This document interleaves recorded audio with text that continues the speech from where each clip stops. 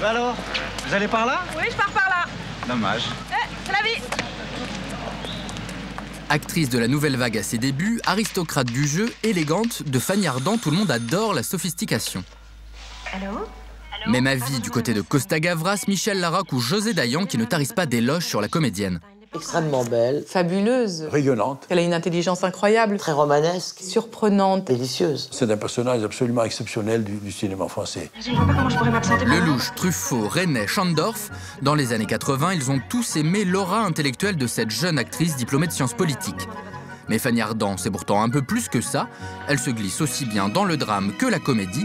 Pas facile d'en dresser un portrait, à tel point que Costa Gavras en vient à la métaphore animale.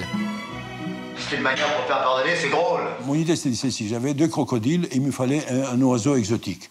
Les crocodiles, c'était Marchand et Johnny Hallyday. Et l'oiseau exceptionnel, c'était Fanny. Mais on n'y connaît rien en pâture, nom de Dieu.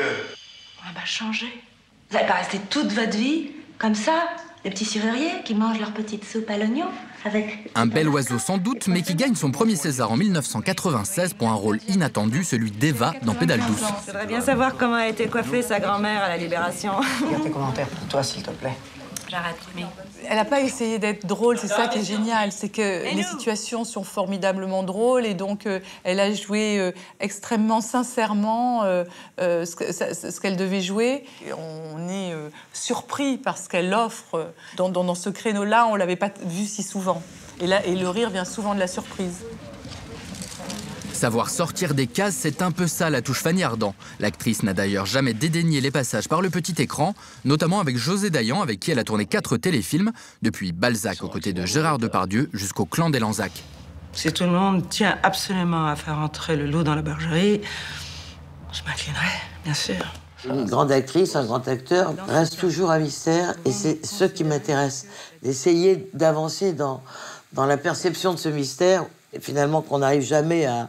C'est un peu comme la campagne de Russie, on avance, on avance, on avance, et plus on avance, plus on s'enfonce. C'est ça aussi qui est formidablement excitant pour un metteur en scène. C'est quand des jeunes gens qui se sont juste donné la peine de naître oublient à qui ils doivent leur cuillère en argent.